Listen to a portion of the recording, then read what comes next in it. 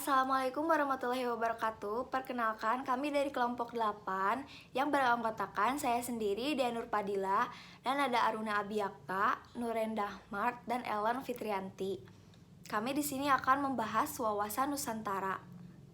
Assalamualaikum warahmatullahi wabarakatuh. Perkenalkan, nama saya Aruna Abiyakta, NPM 193404167. Izinkan saya untuk melanjutkan pemaparan materi yang bertema wawasan Nusantara. Selanjutnya yaitu pengertian geostrategi. Geostrategi berasal dari kata geografi dan strategi. Geografi yaitu ruang lingkup nasional, tempat ataupun wadah. Sedangkan strategi yaitu suatu cara atau upaya menggunakan dan memanfaatkan sumber daya bangsa untuk melaksanakan kebijaksanaan tertentu.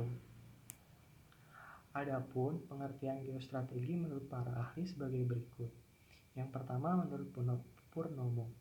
Menurut Purnomo, geostrategi merupakan pelaksanaan geopolitik dalam negara atau cara suatu negara sebagai upaya mewujudkan geopolitik yang telah dirumuskan. Lalu yang kedua, menurut Rogers dan Simon. Menurut Rogers dan Simon, geostrategi membahas tentang pelaksanaan kekuasaan atas ruang kritis di permukaan bumi, tentang keahlian menjalin kehadiran politik dalam sistem internasional. Lalu selanjutnya yaitu latar belakang konsep geostrategis. Ada 3. Yang pertama, geopolitik merupakan istilah yang lebih netral untuk menyebutkan geopolitik, yaitu geostrategi. Yang kedua, dengan munculnya teknologi berupa sarana transportasi yang cepat seperti kereta api, pesawat, dan lain-lain, mengubah hubungan antar manusia dengan realitas geografis dunia yang lebih besar. Yang ketiga, dengan kemunculan geostrategi merupakan perkembangan dari ilmu geopolitik itu sendiri. Selanjutnya, tujuan dari geostrategi. Geostrategi memiliki tujuan yaitu memberikan arahan tentang upaya membuat strategi pembangunan dan keputusan yang terukur guna mewujudkan masa depan yang lebih cerah, lebih aman, lebih baik, dan bermartabat. Lalu tujuan nasional negara Indonesia itu tersendiri yaitu melindungi segenap bangsa Indonesia dan seluruh tumpah darah Indonesia, memajukan kesejahteraan umum, mencerdaskan kehidupan bangsa, dan ikut serta dalam upaya melaksanakan ketertiban dunia. Geostrategi. Selanjutnya, geostrategi negara di Indonesia. Geostrategi di Indonesia adalah strategi nasional bangsa Indonesia dalam memanfaatkan wilayah Negara Kesatuan Republik Indonesia atau NKRI sebagai ruang hidup nasional guna merancang arahan tentang kebijaksanaan dan sasaran pembangunan untuk mencapai kepentingan dan tujuan. Assalamualaikum warahmatullahi wabarakatuh. Nama saya Dianur Padilla. Saya akan menjelaskan tentang Pancasila sebagai filsafat bangsa Indonesia. Secara etimologis, Pancasila berawal dari kata bahasa Sanskerta, yaitu panca yang memiliki arti 5 dan sila yang memiliki arti yaitu dasar. Dengan demikian, Pancasila merupakan 5 dasar. Sebagai sebuah sistem filsafat, Pancasila memiliki kekhasannya sendiri, berbeda dengan sistem filsafat yang lainnya. Berikut adalah penjabaran sistem Pancasila yang memiliki karakteristik berbeda dengan sistem filsafat lainnya yang ada di dunia. Sila-sila dalam Pancasila merupakan suatu kesatuan yang sistematik dan utuh. Bukti Pancasila sebagai sebuah sistem yang sistematis dan utuh sebagai berikut. Yang pertama, sila pertama meliputi, mendasari, dan menjiwai. Sila kedua dan ketiga dan kelima. Sila kedua diliputi, didasari, dan dijiwai. Sila 1 serta mendasari dan menjiwai sila 3 dan sila 4 serta sila 5. Sila 3 diliputi, didasari, dan dijiwai sila 1, 2, serta mendasari dan menjiwai sila 4 dan 5. Sila 4 diliputi, didasari, dan dijiwai sila 1, 2, 3, serta mendasari dan menjiwai sila 5. Sila 5 diliputi, didasari, dan dijiwai sila 1, 2, 3, dan 4. Pancasila merupakan sebuah sistem filsafat yang ilmiah. Hal tersebut bisa dibuktikan dengan uraian sebagai berikut. Yang pertama, objek filsafat. Objek filsafat yaitu segala yang ada. Objek dari Pancasila yaitu manusia, bangsa Indonesia. Untuk itu dapat dibuktikan bahwa Pancasila telah memenuhi syarat filsafat ilmiah. Yang pertama yaitu Pancasila memiliki objek di mana manusia, bangsa Indonesia sebagai objek dari filsafat Pancasila. Yang kedua, model filsafat.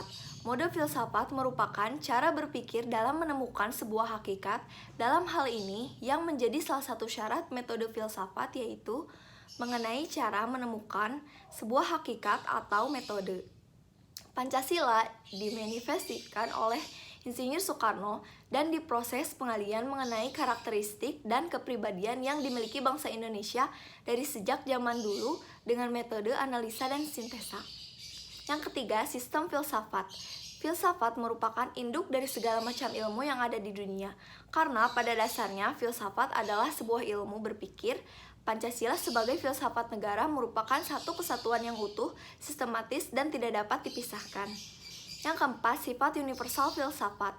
Universitas di sini dimaksudkan Pancasila berlaku umum dalam artian nilai-nilai Pancasila dapat diterapkan kapanpun dan dimanapun. Selain itu, perkembangan mengenai nilai-nilai yang dimiliki. Geopolitik menurut Karl Haushotter adalah sains nasional bagi negara atau sebuah doktrin determinisme spasial semua proses politik berdasarkan dasar geografi yang luas, terutama geografi politik.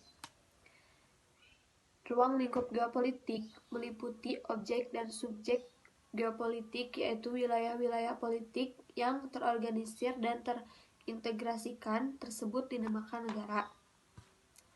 Ruang lingkup geopolitik pada dasarnya mempelajari korelasi atau hubungan antara kehidupan berbangsa dan bernegara yang penuh dengan aktivitas politik dengan kondisi alam di sebuah negara. Ruang lingkup geopolitik ada dua, yaitu yang pertama, analisis pola interaksi antara kehidupan politik masyarakat dengan melihat kondisi alam yang ada di lingkungan sekitar. Yang kedua, negara merupakan subjek dari geopolitik karena negara merupakan sebuah wadah bagi suatu bangsa dan memiliki kondisi geografis yang berbeda.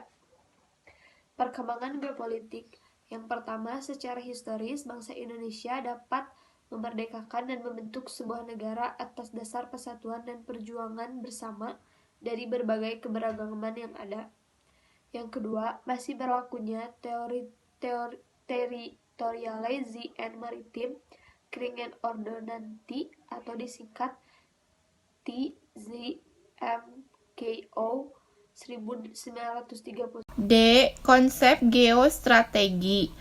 Pengertian geostrategi. Geostrategi berasal dari kata geografi dan strategi. Geografi merujuk kepada ruang hidup nasional, wadah ataupun tempat. Pengertian geostrategi menurut Purnomo, geostrategi merupakan pelaksanaan geopolitik dalam negara atau cara suatu negara sebagai upaya mewujudkan geopolitik yang telah dirumuskan. 2. Latar belakang lahirnya konsep geostrategi. Menurut Hugh White, 2009, geostrategi merupakan kata yang masih relatif asing. Istilah tersebut pertama kali digunakan di akhir tahun 1930-an hingga awal 1940-an oleh para sarjana. Sebagian besar sarjana tersebut merupakan pengungsi baru yang menyelamatkan diri dari ancaman Nazi Jerman. Alasan utama kemunculan konsep geografi sebagai berikut. A. Geopolitik merupakan istilah yang dihindari karena konotasi Nazinya.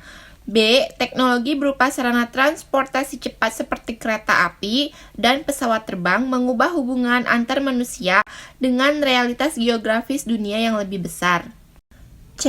Kemunculan geostrategi merupakan perkembangan dari ilmu geopolitik itu sendiri. Ketiga, tujuan geostrategi.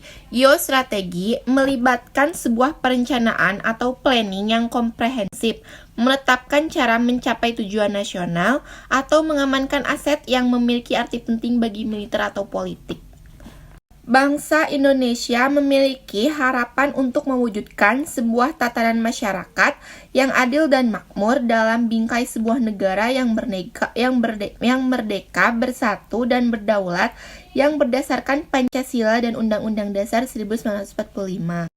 Salah satu konsep geostrategi yang ingin dimanifestasikan yaitu kompetensi bangsa Indonesia untuk melindungi nilai-nilai yang ada dalam kehidupan berbangsa dan bernegara terhadap ancaman, tantangan, hambatan, gangguan yang datang dari luar ataupun dari dalam. 4. Geostrategi negara Indonesia. Menurut lampiran Peraturan Presiden Republik Indonesia Nomor 97 Tahun 2015 tentang Kebijakan Umum Pertahanan Negara tahun 2015 sampai 2019, geostrategi Indonesia adalah strategi nasional bangsa Indonesia dalam memanfaatkan wilayah negara kesatuan Republik Indonesia sebagai ruang hidup nasional guna merancang arahan tentang kebijakan dan sasaran pembangunan untuk mencapai kepentingan dan tujuan nasional. Sekian dari kelompok kami, mohon maaf bila banyak kesalahan. Wassalamualaikum warahmatullahi wabarakatuh.